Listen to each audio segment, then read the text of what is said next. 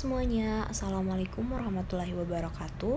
Perkenalkan, nama saya Nur Aziza dengan NIM 220404502024 dari kelas D. Nah, pada video kali ini saya akan membahas tentang materi konseling terhadap orang dengan HIV/AIDS untuk memenuhi tugas mata kuliah psikologi konseling. Selamat menyaksikan. HIV/AIDS merupakan suatu penyakit yang menular, yang sangat mematikan dan masih menjadi masalah kesehatan masyarakat sampai saat ini. HIV adalah virus yang menyerang sistem kekebalan tubuh dan menyebabkan turunnya imun penderita sehingga si penderita sangat mudah untuk terinfeksi berbagai macam penyakit lainnya.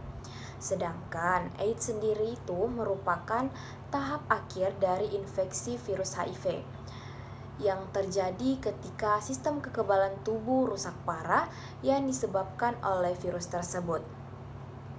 HIV sendiri merupakan suatu penyakit yang dapat berpindah dari satu orang ke orang yang lain, baik secara langsung maupun tidak langsung. HIV merupakan sebuah virus yang menyebabkan terjadinya AIDS. Sedangkan AIDS merupakan gejala yang ditimbulkan dari HIV ini sendiri. Nah, HIV ini dapat menular dari beberapa cara, seperti seks bebas, kemudian melalui transfusi darah orang yang terkena HIV, jarum suntik yang tercemar HIV, dan bayi dalam kandungan melalui tali pusar ibunya yang mengidap HIV. Kemudian dampak dari HIV/AIDS ini sendiri tidak hanya pada segi fisik saja, tetapi juga pada respon adaptif psikologis atau yang disebut dengan penerimaan diri yang mengakibatkan munculnya berbagai reaksi dan perasaan yang muncul pada diri ODHA. Biasanya individu dengan ODHA atau orang dalam HIV/AIDS mengalami ketidaksehatan mental. Ketidaksehatan mental ini disebabkan ketidakmampuan menyesuaikan diri, kegagalan, dan tekanan perasaan. Hal ini dapat dilakukan agar orang dengan HIV/AIDS dapat menjalani kehidupan dengan baik. Maka diperlukan pendampingan, penerimaan, support, dan dukungan mental. Dukungan mental dari keluarga, pasangan, teman sangat diperlukan bagi mereka yang mempunyai isu tentang HIV untuk mencapai kesehatan, untuk dapat membantu mencapai kesehatan mental bagi si penderita. Nah, salah satu upaya yang dapat diduga membantu mencapai problem dari kesehatan mental yaitu dengan melakukan konseling terhadap ODHA atau orang dalam HIV/AIDS. Konseling bagi orang dengan HIV/AIDS atau ODHA memiliki peran yang sangat penting dan mendesak dalam penanganan kondisi ini.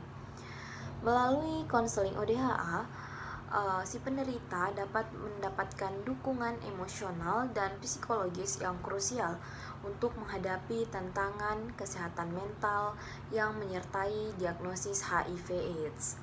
Selain itu, konseling juga berfungsi sebagai sumber informasi yang terpercaya, memberikan pendidikan tentang pengelolaan kesehatan dan pentingnya kepatuhan terhadap terapi antiretroviral.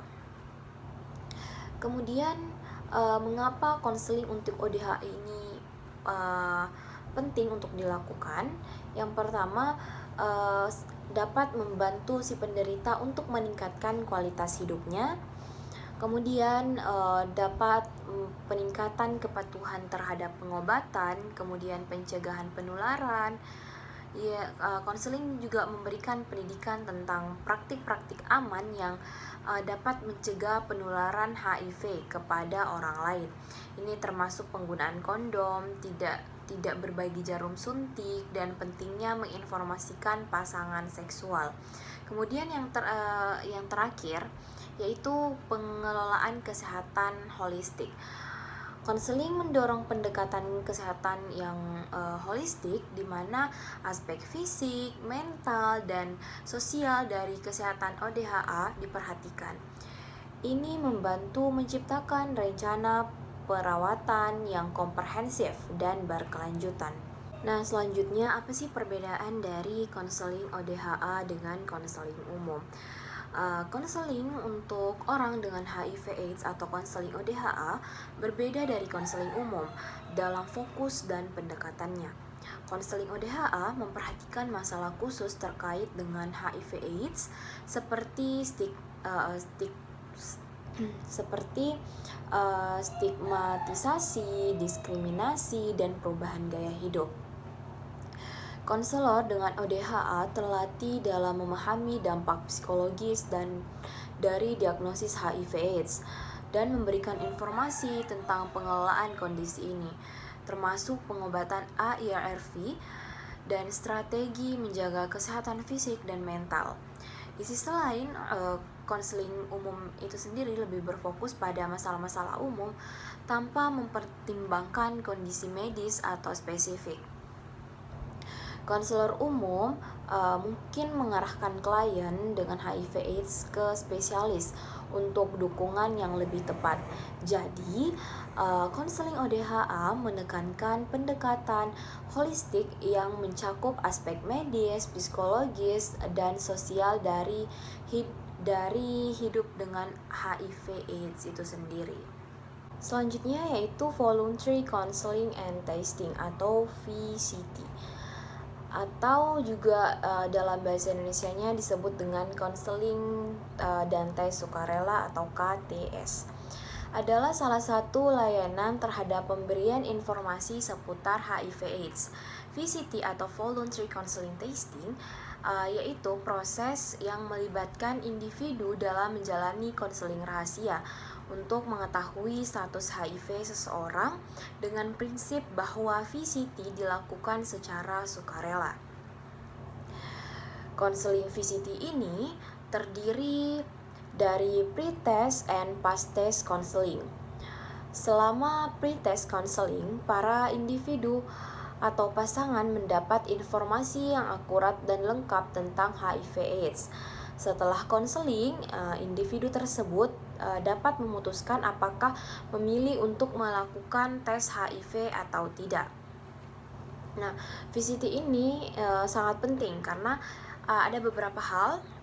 Yang pertama yaitu dapat melakukan pencegahan penularan dari seseorang dengan HIV positif ke orang lain dengan HIV negatif atau yang belum jelas statusnya, dari ibu HIV positif ke anaknya, serta melakukan konseling tes sukarela. Terus yang kedua yaitu klinik VCT merupakan pintu masuk ke semua layanan HIV/AIDS, yaitu pelayanan medis, keluarga berencana, pelayanan psikososial, konseling perilaku hidup sehat, terus dukungan mental dan emosional, serta bantuan hukum dan perencanaan masa depan. Kemudian yang ketiga, mengurangi stigma masyarakat dan mendukung hak asasi manusia. Diagnosis HIV mempunyai banyak implikasi fisik, psikologik, sosial, maupun spiritual. Nah, selanjutnya yaitu proses konseling bagi orang dengan HIV/AIDS atau konseling ODHA. Nah, secara garis besar ada 3 langkah proses konseling ODHA, yaitu yang pertama persiapan atau menerapkan tahap persiapan yang meliputi yang pertama, bagian pertama yaitu penentuan jadwal konseling, penentuan tempat konseling, kemudian kesiapan konselor dan klien melaksanakan konseling. Tahap yang kedua yaitu membangun hubungan yang baik dan terapeutik, yaitu meyakinkan kerahasiaan, mendiskusikan asas kesukarelaan, menggali masalah, meminta klien menceritakan kisah mereka, menjelaskan apa yang dapat konselor tawarkan dan cara kerjanya. Kemudian konselor menjelaskan komitmen untuk bekerja sama dengan klien. Kemudian konselor meminta keterbukaan klien. Jika masih ada yang ditutup-tutupi, maka konseling kurang bermanfaat. Kemudian tahap yang ketiga atau tahap akhir, yaitu definisi dan pemahaman peran konselor dan klien. Mengemukakan peran dan batas dari hubungan dalam konseling, kemudian mengklarifikasi tujuan dan kebutuhan klien, kemudian membantu mengurutkan prioritas tujuan dan kebutuhan klien, menjelaskan peran masing-masing, menggali keyakinan, sikap, pengetahuan, persepsi, dan motivasi klien untuk memecahkan masalah. Kemudian tahap yang keempat yaitu proses konseling pada fase eksplorasi dan tindak lanjut, yaitu memfasilitasi ekspresi pikiran dan perasaan klien, mengenali berbagai alternatif pemecahan dan adaptasi, mengenali keterampilan penyesuaian diri yang sudah ada dan yang akan dikembangkan, mengevaluasi alternatif pemecahan masalah dan resiko yang mungkin timbul, dan masih banyak lagi. Kemudian tahap yang terakhir yaitu menutup atau mengakhiri konseling. Sekian dan terima kasih.